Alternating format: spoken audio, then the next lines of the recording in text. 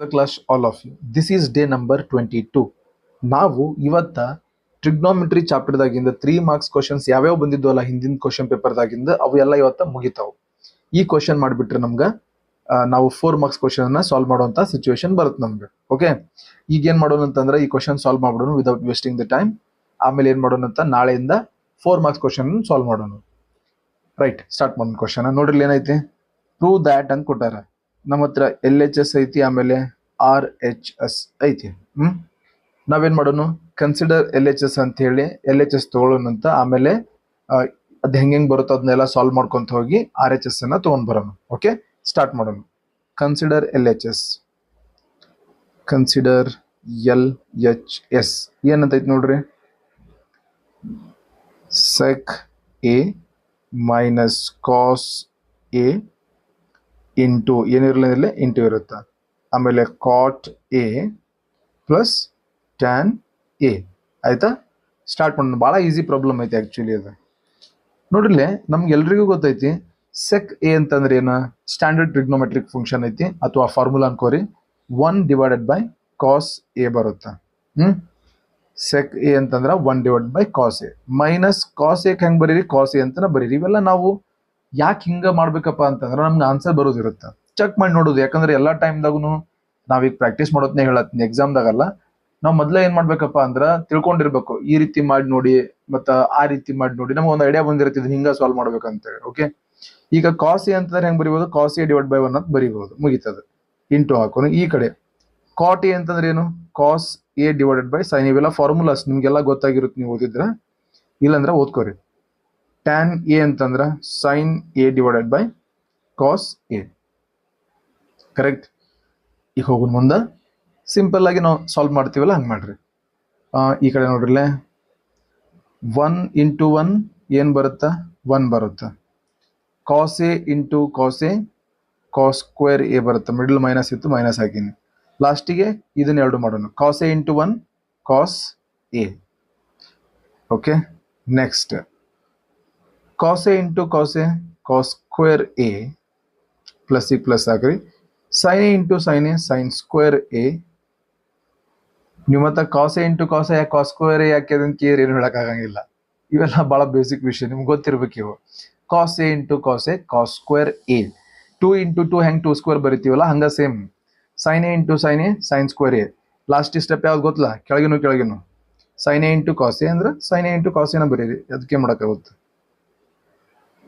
ಬಹಳ ಈಸಿ ಐತಿ, ನಡ್ರಿ ಪಟ್ನ ಮಾಡೋಣ ಅಂತ. ಈಗ ನಾನೊಂದು ಫಾರ್ಮುಲಾ ಬಗ್ಗೆ ವಿಚಾರ ಮಾಡುವಂತ ಟೈಮ್ ಬಂತು. ಏನದು formula, sine square A plus cos square A equal to 1. ಈಗ ನಾನು ಕಾಸ್ ಸ್ಕ್ವೇರ್ ಏನ್ ಹೆಂಗ್ ಬರಿಬೋದು ಈ ಫಾರ್ಮುಲಾ ಒಳಗ, ಕಾಸ್ ಸ್ಕ್ವೇರ್ ಏನ್ ಹೆಂಗ್ ಬರಿಬೋದು ಅಂದ್ರೆ cos square A equal to 1. ಈ ಸೈನ್ ಸ್ಕ್ವೇರ್ ಆ ಕಡೆ ಹೋದ್ರೆ ಮೈನಸ್ ಸೈನ್ ಸ್ಕ್ವೇರ್ A ಆಕೇತಿ. ಕರೆಕ್ಟಾ? ಅದ 1 ಮೈನಸ್ ಕಾಸ್ ಸ್ಕ್ವೇರ್ ಅಂದ್ರೆ ಹೆಂಗ್ ಬರಿಬೋದು, ಥಿಂಕ್ ಮಾಡೋಣ ಈಗ. ಯಾಕಂದ್ರೆ ನಿಮ್ಗೆ ಜಸ್ಟ್ ತೋರ್ಸಾತೀನಿ ಹೆಂಗ್ ವರ್ಕ್ ಆಕೈತಿ ಅಂತ ಹೇಳಿ.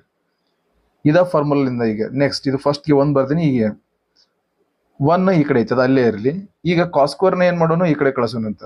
1 ಮೈನಸ್ ಕಾಸ್ ಸ್ಕ್ವೇರ್ A ಆಕೈತಿ. 1 ಮೈನಸ್ ಕಾಸ್ ಸ್ಕ್ವೇರ್ ಏನಾಕೈತಿ, ಸೈನ್ ಸ್ಕ್ವೇರ್ A. ಇದು ಬೇಕು ನನ್ಗೆ ಈಗ. ನಾನು ನಿಮ್ಗೆ ಮೊದ್ಲ ಬೇರೆ ಏನ್ ಹೇಳಿ ನನ್ ಕನ್ಫ್ಯೂಷನ್ ಮಾಡ್ಕೋಬೇಡ್ರಿ. ನಾನು ನಿಮ್ಗೆ ತೋರ್ಸಾತೀನಿ, ಇದೊಂದ ಪ್ರಾಬ್ಲಮ್ ಬರುತ್ತಂತ ರೂಲ್ಸ್ ಇಲ್ಲ ಎಕ್ಸಾಮ್ದಾಗ. ನೀವು ಎಲ್ಲಾ ತರ ಬಂದ್ರು ಅದನ್ನ ಸಾಲ್ವ್ ಮಾಡಕ್ ನಿಮ್ಗೆ ಗೊತ್ತಿರ್ಬೇಕು. ಕರೆಕ್ಟ್. ನೋಡ್ರಿ, ಇದ್ರ ಬಹಳ ಇಂಪಾರ್ಟೆಂಟ್ ಇನ್ಫಾರ್ಮೇಶನ್ ನಾನು ನಿಮ್ಗೆ ಹೇಳ್ಕೊಟ್ಟಿನಿ. ಈಗ ಇದು standard sine square A plus cos square A ಅಂತಂದ್ರೆ 1. ಇದು standard formula. Cos square A ಬೇಕಂದ್ರೆ ಹೆಂಗ್ ಬರ್ಕೋತೀವಿ, 1 ಅಲ್ಲೇ ಇರುತ್ತಾ, ಸೈನ್ ಸ್ಕ್ವೇರ್ ಈ ಕಡೆ ಕಳಿಸ್ತೀನಿ, ಏನಾಕೈತಿ 1 ಮೈನಸ್ ಸೈನ್ ಸ್ಕ್ವೇರ್ ಆಕೈತಿ. ಅಂದ್ರೆ 1 ಮೈನಸ್ ಸೈನ್ ಸ್ಕ್ವೇರ್ ಅಂದ್ರೆ ಕಾಸ್ ಸ್ಕ್ವೇರ್ A. ಬಟ್ ನನಗೆ ಇಲ್ಲಿ ಏನ್ ಬೇಕಾಗೈತಿ ನೋಡಿ, 1 ಮೈನಸ್ ಕಾಸ್ ಸ್ಕ್ವೇರ್ A ಬೇಕಾಗಿದೆ. ಅದಕ್ಕೆ ನಾನು 1 ಅಲ್ಲೇ ಇಡ್ತೀನಿ, ಕಾಸ್ ಸ್ಕ್ವೇರ್ ಏನ್ ಮಾಡ್ತೀನಿ ಆ ಕಡೆ ಕಳಿಸ್ತೀನಿ. ಅದೇನಾಕೈತಿ 1 minus cos square equal to sine square A ಆಕೈತಿ. ರೈಟ್, ಇದಿಷ್ಟಂತೂ ಗೊತ್ತಾಗಬೇಕು ನಿಮಗೆ. ನಾ ಏನ್ ಮಾಡ್ತೀನಿ ಈಗ, 1 ಮೈನಸ್ ಕಾಸ್ ಸ್ಕ್ವೇರ್ ಇದ್ದಲ್ಲಿ ಏನ್ ಮಾಡ್ತೀನಿ, ಇಲ್ಲಿ ಏನ್ ಮಾಡ್ತೀನಿ, ಸೈನ್ ಸ್ಕ್ವೇರ್ A ಬರೀತೀನಿ. ಯಾಕಂದ್ರೆ ನಾನು ಫೈಂಡ್ ಮಾಡಿದ್ದೀನಿ. ಈಗ ಸೈನ್ ಸ್ಕ್ವೇರ್ A ಕೆಳಗೆ ಏನೈತಿ, ಕಾಸ್ A ಐತಿ. ಅದು ಹೆಂಗಿರುತ್ತೆ ಹಂಗ ಬರ್ತೀನಿ. ಈ ಇಂಟು ಐತಿಲ್ಲ, ಅದಕ್ಕೆ ಇಂಟು ಹಾಕೋಣ. ಈ ಕಡೆ ಏನೈತಿ, cos square A plus sine square ಐತಿ. Cos square A plus sine square ಅಂದ್ರೆ ಸ್ಟ್ಯಾಂಡರ್ಡ್ ಫಾರ್ಮುಲಾ 1 ಬರುತ್ತೆ. ಈಗ ಇಲ್ಲೇ ತೋರಿಸ್ತೀನಿ.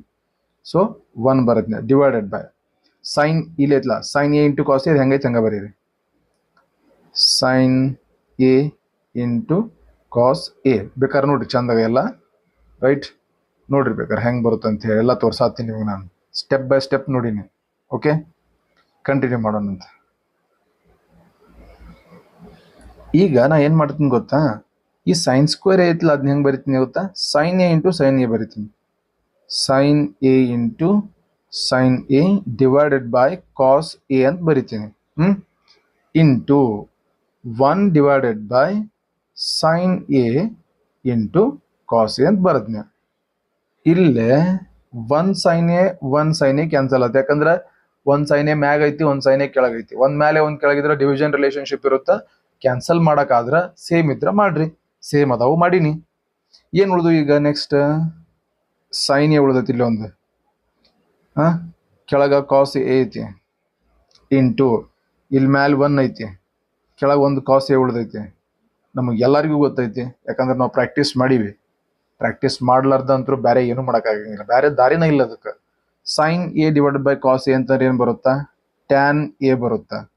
ಇಂಟು 1 ಬೈ ಕಾಸ್ ಎ ಅಂದ್ರೆ ಎಲ್ಲರಿಗೂ ಗೊತ್ತೈತಿ ಸೆಕ್ ಎ. ಇವನ್ನೆಲ್ಲ ನಾ ಹೆಂಗೆ ಬರೀತೀನಿ ಗೊತ್ತಾ, ಸ್ಟ್ಯಾಂಡರ್ಡ್ ಫಾರ್ಮುಲಾ ಅದಾವ, ಇವು ಫಿಕ್ಸ್ ಹಿಂಗ ಇರ್ತಾವೆ. 1 ಬೈ ಕಾಸ್ ಎ ಅಂತಂದ್ರೆ ಅದು ಯಾವಾಗಲೂ ಸೆಕ್ ಏನೋ ಆಕೈತಿ.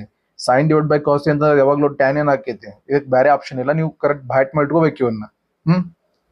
ಓಕೆ, ಈಗೇನು ಬಂದು ನೋಡ್ರಿ, tan A into sec A ಬಂತಿದ್ದು RHS ಅಂತ ಅನ್ಕೊಂಡೆ. ಅನ್ಕೊಳಕೇನು ಅದ ಐತಿ. ಹೋಗಿ ನೋಡೋಣ ಮ್ಯಾಗ ನಮ್ಗೆ ಅದ ಬೇಕಾಗಿತ್ತಾನ ಅಂತೇಳಿ. ಎಕ್ಸಾಕ್ಟ್ಲಿ ಅದ ಬೇಕಾಗಿತ್ತು, tan A into sec A. ನೋಡ್ರಿ 3 ಮಾರ್ಕ್ಸ್ ಹೆಂಗೆ ಬಂದು. ಏನಿಲ್ರಪ್ಪ, ಒಂದು ಸ್ವಲ್ಪ ಫಾರ್ಮುಲಾಸನ್ನ ಬೈಟ್ ಹಾಕೋದು ಮಸ್ತ್. ನಂಗೆ ಅವು ಹೆಂಗೆ ಯೂಸ್ ಮಾಡ್ತೀವಿ, ಸಿಚುವೇಶನ್ ತಕ್ಕಂಗೆ ಅನಲೈಸ್ ಮಾಡ್ಬೇಕು ನೀವು.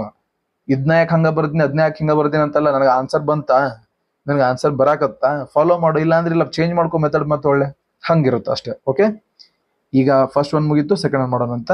ಅದು ಮಾಡಿಬಿಟ್ರೆ 3 ಮಾರ್ಕ್ಸ್ ಕ್ವಶನ್ ಮುಗ್ದು. ಆಮೇಲೆ ನಾವು ಏನು ಮಾಡೋಣ, 4 ಮಾರ್ಕ್ಸ್ ಕಡೆ ದಾಪುಗಾಲ್ ಹಾಕೋಣಂತ. Okay, next 3 marks last question ಮಾಡಾಕತ್ತೀವಿ ನಾವೀಗ. ಈ ಕ್ವಶನ್ ಅನ್ನ ಸ್ವಲ್ಪ ಚಂದ ನೋಡ್ರಿ. ನೋಡಕ್ ಭಾಳ ಟಫ್ ಅನ್ಸ್ತೈತಿ, ಬಟ್ ಮಾಡಾಕ ಭಾಳ ಈಸಿ, ಭಾಳ ಸರಳ ಮುಗಿತೈತಿ ಪ್ರಾಬ್ಲಮ್. ಅಂದ್ರೆ ಭಾಳ ಈಸಿ ವೇ ಒಳಗೆ. ಓಕೆ, ಸ್ಟಾರ್ಟ್ ಮಾಡೋಣ ಅಂತ. ಕ್ವಶನ್ ಒಂದ್ಸತಿ ಚಂದ ಓದ್ಬಿಡೋಣ ಅಂತ.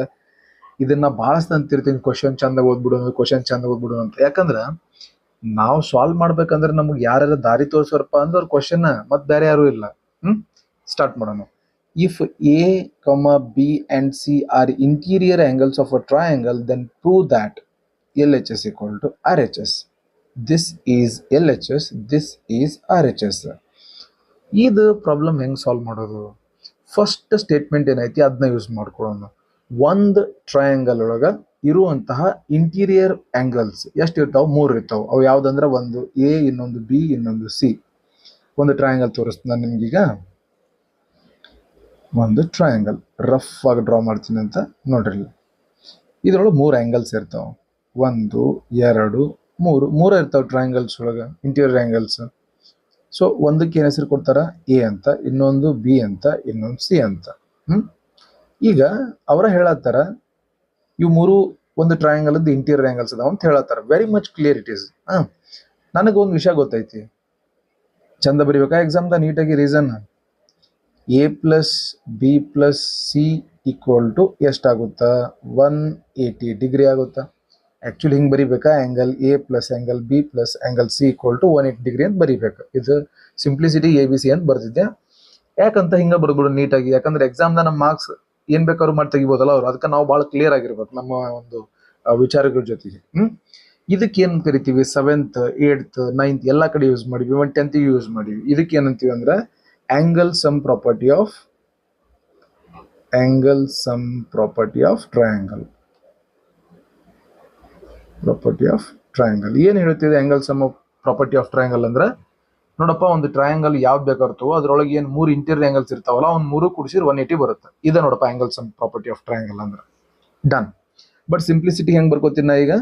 A plus B plus C equal to 180 degree. ನೋಡೋಣ ಒಂದು ವಿಚಾರ ನಂದೀಗ ಏನಪ್ಪಾ ಅಂದ್ರೆ, ನಾನು 2 ಸೈಡ್ ಏನು ಮಾಡ್ತೀನಿ? ಡಿವೈಡ್ ಬೈ 2 ಮಾಡ್ತೀನಿ. ಯಾಕಂದ್ರೆ 2 ಸೈಡ್ ಡಿವೈಡ್ ಬೈ 2 ಮಾಡಿದ್ರೆ ಏನು ಚೇಂಜ್ ಆಗಂಗಿಲ್ಲ. ಇದ್ರ ಬಗ್ಗೆ ನಾವು ಭಾಳ ಮಾತಾಡಿ 9th ಸ್ಟ್ಯಾಂಡರ್ಡ್ದಾಗ. ಅದಕ್ಕೆ ಯೂಕ್ಲಿಡ್ಸ್ ಆಕ್ಸಿಯಮ್ಸ್ ಅಂತ ಕರಿತೀವಿ. ನಾನು ನಿಮಗೆ ಬೇಕಂದ್ರೆ ಇಲ್ಲಿನೂ ತೋರಿಸ್ತೀನಿ, ನೀವು ಅಲ್ಲಿ ಕಲ್ತಿರೋ ಇಲ್ಲೋ ನನಗೆ ಗೊತ್ತಿಲ್ಲ. ಇಲ್ಲೇ ಒಂದು ಸ್ವಲ್ಪ ಸಣ್ಣ ಒಂದು ಕ್ಲೌಡ್ ಒಳಗೆ ನಾನು ಹೇಳ್ಕೊಡ್ತೀನಿ ನಿಮ್ಗೆ. ಈಗ ನೋಡ್ರಿ 4 = 4 ಒಪ್ಕೋತೀರಿ ನೀವು ಒಪ್ಕೊಳ್ಳಬೇಕು, ಯಾಕಂದ್ರೆ ಅದು ಸತ್ಯ ಐತಿ. 4 = 4. ನಾ ಏನು ಮಾಡ್ತೀನಿ ಈಗ, ಇದು ಏನಿದು LHS, ಈ ಕಡೆದೇನು RHS, ಎರಡಕ್ಕೂ ಡಿವೈಡ್ ಬೈ 2 ಮಾಡ್ತೀನಿ ನಾನು. ಎರಡಕ್ಕೂ ಡಿವೈಡ್ ಬೈ 2 ಮತ್ತು ಸೇಮ್ ನಂಬರ್ಲೇ ಮಾಡ್ಬೇಕಾ, ಮತ್ತು ಯಾವ್ದಾದ್ರು ಬೇರೆ ನಂಬರ್ಲೇ ಮಾಡ್ಕೊಂಡ್ಕೊತೀರಿ ನೀವು? ಸೇಮ್ ನಂಬರ್ಲೇ ಮಾಡ್ಬೇಕಾ. ಎರಡು ಕಡೆ ಡಿವೈಡ್ ಬೈ 2 ಮಾಡಿಂದ ಈ ಕಡೆ ಏನು ಬಂತ, ಈ ಕಡೆನೂ 2ನ ಬರುತ್ತಾ, ಆ ಕಡೆನೂ 2ನ ಬರುತ್ತಾ. ಯಾಕಂದ್ರೆ 2 1s 2 2s 2 1s 2 2s ಎರಡು ಕಡೆ 2 2 ಬಂತ. ಏನು ಫರ್ಕ್ ಬಿತ್ತು ಹೇಳ್ರಿ ನಂಗೆ? ಫಸ್ಟ್ಗೆ 4 = 4 ಇತ್ತು, ಅಂದ್ರೆ ಅವಾಗೂ LHS = RHS ಇತ್ತು. ಎರಡು ಕಡೆ ಡಿವೈಡ್ ಬೈ 2 ಮಾಡಿದ್ನೆ, ಈಗೂ 2 = 2 ಬಂತು, ಅಂದ್ರೆ LHS = RHS ಇತ್ತು. ಏನು ಫರ್ಕ್ ಬಿತ್ತು ಅಂದ್ರೆ, ನೀವು ಯಾವಾಗ ನಿಮ್ಮ ಹತ್ರ ಒಂದು ಇಕ್ವೇಶನ್ ಇರುತ್ತೆ LHS = RHS ಇದ್ದಾಗ ಎರಡು ಕಡೆ ಸೇಮ್ ನಂಬರ್ಲೆ ಡಿವೈಡ್ ಮಾಡಬಹುದು. ಬರೀ ಡಿವೈಡ್ ಅಷ್ಟೇ ಅಲ್ಲ, ಎರಡು ಕಡೆ ಸೇಮ್ ನಂಬರ್ಲೆ ಮಲ್ಟಿಪ್ಲಿಕೇಶನ್ ಮಾಡಬಹುದು, ಸೇಮ್ ನಂಬರ್ಲೆ ಆಡ್ ಮಾಡಬಹುದು, ಸೇಮ್ ನಂಬರ್ಲೆ ಸಬ್ಟ್ರಾಕ್ಟ್ ಮಾಡಬಹುದು. This is universal truth. ಈಗ ನಾವು ನಮ್ಮ ಪ್ರಾಬ್ಲಮ್ ಬರೋಣ ಅಂತ. ಸೊ ಇನ್ನೊಂದು ವಿಷಯ ಹೇಳ್ತೀನಿ. ಈಗ ಇದನ್ನ ಹಿಂಗೂ ಬರಿಬೋದಾ, A + B / 2 + C / 2 ಅಂತ ಬರಿಬೋದು. ಈ ಕಡೆ 180°/2 ಅಂದ್ರೆ 90° ಬರುತ್ತೆ. ಯಾಕಂತ ಕೇಳ್ಬೇಡ್ರಿ, 2 1s 290°. ನಾ ಯಾಕೆ ಹಿಂಗೆ ಬರಿಬೇಕಾಗಿತ್ತಪ್ಪ? ನಿಮ್ಗೆ ಅನ್ಸುತ್ತೆ, ಸ್ವಲ್ಪ ಮಂದಿಗೆ ಸಿಟ್ಟನ್ನು ಬರ್ತಿದ್ನಿ, ಯಾಕೆ ಹಿಂಗೆ ಬರೆದ್ರಿ ಅಂತ ಹೇಳಿ. ಪ್ರಾಬ್ಲಮ್ ಡಿಮಾಂಡ್ ಮಾಡಕತ್ತೈತಿ, ಕರ್ಕೊಂಡು ಹೋಗಿ ನಾ ಪ್ರಾಬ್ಲಮಿಗೆ ಈಗ ವಾಪಸ್ ನಿಮ್ಮನ್ನಲ್ಲಿಗೆ. ಓಕೆ, ಇದನ್ನ ಹಿಂಗೂ ಬರಿಬೋದು, A/2 + B/2 + C/2 ಅಂತನೂ ಬರಿಬೋದು. ಬಟ್ ಪ್ರಾಬ್ಲಮ್ ಡಿಮಾಂಡ್ ಮಾಡತ್ತಿಲ್ಲಲ್ಲ, ಪ್ರಾಬ್ಲಮ್ ಏನು ಡಿಮಾಂಡ್ ಮಾಡತೈತಿ ಹಂಗೆ ಬಿಹೇವ್ ಮಾಡ್ಬೇಕು ನಾವು. ಈಗ ನನಗೊಂದು ಏನೋ ಬೇಕಾಗಿತ್ತು, ಅದರ ಸಂಬಂಧ ಎಲ್ಲ ಹೋರಾಟ. A + B/2 ಬೇಕು ನನಗೆ. A + B/2 ಬೇಕಂದ್ರೆ ಈ ಸೈಡ್ದಾಗ ಯಾವ್ದಾರ 90° ಅಲ್ಲೇ ಇರಲಿಲ್ಲ. ಅದು ಇಲ್ಲಿ ಕಾಣಿಸುತ್ತಲ್ಲ, ಇದು +C/2 ಆ ಕಡೆ ಹೋಗ್ತೀನಿ, ಏನಾಕೈತೆ ಅದು -C/2 ಆಕೈತಿ. ಬೇಕಾಗಿತ್ತು, ಸಿಕ್ತು, ಪ್ರಾಬ್ಲಮ್ ಮುಗೀತು, 70% ಪ್ರಾಬ್ಲಮ್ ಮುಗೀತು. A + B/2 = 90° - C/2 ಬಂತು. ನಾ ಏನು ಮಾಡ್ತೀನಿ ಈಗ, ಇದು ಒಂಥರ ನಂಗೆ ಹೆಂಗೆ ಗೊತ್ತಾ, ಈಗ ಇದು ಒಂಥರ ಬಹಳ ಇಂಪಾರ್ಟೆಂಟ್ ವಿಷಯ, ನಂಗೆ ಇಂಪಾರ್ಟೆಂಟ್ ವಸ್ತು ನಂಗೆ. ಇದನ್ನು ತೊಗೊಂಡೋಗಿ ಏನು ಮಾಡ್ತೀನಿ ಗೊತ್ತಾ, ಇಲ್ಲ ಇದು ಕಾಣಿಸುತ್ತಲ್ಲ, A + B/2 ಒಳಗೆ ಹಾಕ್ಬಿಡ್ತೀನಿ. ಯಾಕಂದ್ರೆ A + B/2 ಅಂದ್ರೆ ಏನು ನಂಗೆ ನೋಡಿಲ್ಲ, 90° - C/2 ಬಂದೈತೆ. ನಾ ಅದನ್ನ ಮಾಡ್ತೀನಿ. ಒಂದು ಸತಿ ಪ್ರಾಬ್ಲಮ್ ಬರ್ಕೊಂಡ್ಬಿಡ್ತೀನಿ. Consider LHS. ಪ್ರತಿ ಸತಿ ಪಟ್ ಅಂತ ಹೇಳಿ ಕನ್ಸಿಡರ್ LHS ಮಾಡ್ತಿದ್ವಿ. ಈ ಸತಿ ನಾವೇನೋ ಒಂದು ಸಾಧನೆ ಮಾಡಬೇಕಾಗಿತ್ತು ಫಸ್ಟಿಗೆ, ಅದಕ್ಕೆ ಮಾಡಿವಿ ಆ ಸಾಧನೆ. ಈಗ ಬಂದೈತೆ ನಮ್ಮ ಪ್ರಾಬ್ಲಮ್ ಸಿಚುವೇಶನ್. ಈಗ 1 + tan² A + B/2. Consider LHS. 1 + tan² A + B/2 ಆಯ್ತಾ. ಈಗ ನೋಡ್ರಿ, 1 + tan² A + B/2 ಪ್ಲೇಸ್ದಾಗ A + B/2 ಪ್ಲೇಸ್ದಾಗ ಏನು ಹಾಕ್ಬೇಕು ನಾವು ಈಗ? 90° - C/2 ನಾವು ಫೈಂಡ್ ಮಾಡೀವಿ. 90° - C/2. ನೆನಪು ಮಾಡ್ಕೊರಿ, ಕಾಂಪ್ಲಿಮೆಂಟರಿ ಆ್ಯಂಗಲ್ ಕಾನ್ಸೆಪ್ಟ ಏನಂತಿತ್ತು ನೋಡ್ರಿ, tan 90 - ಥೀಟಾ = ಏನಾಕಿತ್ತು, ಟ್ಯಾನ್ ಫಂಕ್ಷನ್ ಚೇಂಜ್ ಆಕಿತ್ತು, ಕಾಟ್ ಆಕಿತ್ತು, ಮತ್ತು ಥೀಟಾ ಪ್ಲೇಸ್ ಒಳಗೆ ಏನಿರ್ತೈತೆ ಅದು ಬರ್ತಿತ್ತು. ಹೌದಾ? ಇದು ಸ್ಕ್ವೇರ್ ಇದ್ದಾಗೂ ಆಕೈತಿ. 1 + tan² 90° - C/2 ಅಂದ್ರೆ ಫಸ್ಟ್ಗೆ ಫಂಕ್ಷನ್ ಚೇಂಜ್ ಆಕೈತಿ, tan² ಇದ್ದಿದ್ದು cot² ಆಕೈತಿ. ಒಂದ್ಸತಿ ಕಾಂಪ್ಲಿಮೆಂಟರಿ ಆ್ಯಂಗಲ್ಸ್ ಎಲ್ಲ ಫಾರ್ಮುಲಾಸ್ ಓದ್ಕೋರಿ, ಭಾಳ ಈಸಿ ಪ್ರಾಬ್ಲಮ್ ಆಯ್ತು ಮಾಡತ್ತೇನೆ ನಾ ಈಗ. ಇಲ್ಲಿ ನೋಡ್ರಿ, tan 90 - ಥೀಟಾ ಇದ್ದಾಗ ಟ್ಯಾನ್ ಹೋಗಿ ಕಾಟ್ ಆತ್ ಫಸ್ಟ್ಗೆ, ಆಮೇಲೆ ಈ ಥೀಟಾ ಪ್ಲೇಸ್ ಆಗಿ ಏನಿದ್ರೆ ತದ್ದು ಬಂತು. ಇಲ್ಲಿನೂ ಸೇಮ್ ಹಂಗ, tan² ಹೋಗಿ cot² ಆಗೈತಿ. ಥೀಟಾ ಪ್ಲೇಸ್ದಾಗ C/2 ಐತಾ, C/2 ಬಂದ್ಬಿಡುತ್ತೆ, ಇಲ್ಲೇ ಮುಗೀತು, cot² C/2. ನಮಗೆ ಇನ್ನೊಂದು ಫಾರ್ಮುಲಾ ಗೊತ್ತಾಯ್ತು. ಅದು ಯಾವುದದು formula? 1 + cot² theta = cosec² theta. ಇಲ್ಲಿನೂ ಸೇಮ್ ಹಂಗ ಐತಿ. 1 + cot² ಥೀಟಾ ಅಂದ್ರೆ cosec² ಥೀಟಾ. ಇಲ್ಲಿ ಥೀಟಾ ಪ್ಲೇಸ್ C/2 ಐತಿ, ಹಂಗಂದ್ರೆ 1 + cot² C/2 = cosec² C/2 ಬಂತು. ಇದ ಬೇಕಾಯ್ತಲ್ಲ, ಇದ್ರ ಸಂಬಂಧ ಇಷ್ಟೆಲ್ಲ ಮಾಡಿದ್ದು. RHS ನೋಡ್ರಿ, ಮ್ಯಾಗ ಹೋಗ್ರಿ, ಎಕ್ಸಾಕ್ಟ್ಲಿ ಬಂದೈತಿ. cosec² C/2 ಬೇಕಾಗಿತ್ತು ನಮ್ಗೆ. ಹೆಂಗೆ ಮಾಡಿವಿ ಅಂತ ನಿಮ್ಗೆಲ್ಲ ಗೊತ್ತಾಗಿದೆ. ಟ್ರಯಾಂಗಲ್ ಫಸ್ಟ್ಗೆ ತೊಗೊಂಡು ಏನು ಮಾಡಿದ್ವಿ, ಎ ಪ್ಲಸ್ ಬಿ ಬೈ 2 ಅಂದ್ರೆ ಏನು ಬರುತ್ತೆ ಅಂತ ತಿಳ್ಕೊಂಡ್ವಿ. 90 ಡಿಗ್ರಿ ಮೈನಸ್ ಸಿ ಬೈ 2 ಬಂತು. ಅದಕ್ಕೆ A plus B divide by 2 ಪ್ಲೇಸ್ದಾಗ ಅದನ್ನ ಹಾಕಿನಿ. ಆಮೇಲೆ ಕಾಂಪ್ಲಿಮೆಂಟ್ರಿ ಆ್ಯಂಗಲ್ ಫಾರ್ಮುಲಾಸ್ ಎಲ್ಲ ಯೂಸ್ ಮಾಡೀನಿ, ಆನ್ಸರ್ ಬಂದೈತಿ. ಏನಾರ ಡೌಟ್ ಇದ್ರೆ ಕೇಳ್ರಿ ಕಮೆಂಟ್ ಸೆಕ್ಷನ್ ಒಳಗೆ. ಇದು ಬ್ರೆಕೆಟ್ ಹಾಕ್ಬಿಡ್ರಿ, ಭಾಳ ಒಳ್ಳೇದು, ಮಾರ್ಕ್ಸ್ ಸೇವ್ ಆಕೈತಿ. This is all about 3 marks questions. ನೋಡ್ರಪ್ಪ, ನೋಡಿ ನಮ್ಮ ಜರ್ನಿ ಅಂತೂ ಸ್ಟಾರ್ಟ್ ಆಗೈತೆ, ನಮ್ಮ ಜರ್ನಿ ನಿಂತಿಲ್ಲ. ಯಾಕಂತಂದ್ರೆ ಕೆಲವೊಂದಿಷ್ಟು ಟೈಮ್ ಒಳಗೆ ಏನು ಅನಿಸ್ತಿರುತ್ತಪ್ಪ ಅಂದ್ರೆ, ಏನಪ್ಪ ಜರ್ನಿ ಇನ್ನೂ ದೂರ ಐತ್ಲ, ಇದು ಹೆಂಗೆ ಆಕೈತಿ, ಏನು ಆಕೈತಿ ಅಂತೇಳಿ ಭಾಳ ಕ್ವಶನ್ಸ್ ಬರ್ತಿರ್ತಾವೆ ತಲೆ ಒಳಗೆ. ಚಲೋ ಆಕೈತೋ ಇಲ್ಲೋ ಯಾರಿಗೆ ಗೊತ್ತು, ಅದ್ರ ಬಗ್ಗೆ ನಾವು ಥಿಂಕ್ ಮಾಡೋದು ವೇಸ್ಟ್. ಸೊ ಹಿಂಗೆ ನಾವೆಲ್ಲ ಪ್ರಾಕ್ಟೀಸ್ ಮಾಡ್ಕೊಂತ ಹೊಂಟಿವಿ. ಮುಂದಿನ ಕ್ಲಾಸ್ದಾಗ ಮತ್ತೆ 4 ಮಾರ್ಕ್ಸ್ ಕ್ವಶನ್ ಜೊತೆ ಬರ್ತೀನಿ. ಅಲ್ಲಿ ತನಕ ಪ್ರಾಕ್ಟೀಸ್ ಕಂಟಿನ್ಯೂಸ್ ಮಾಡ್ರಿ.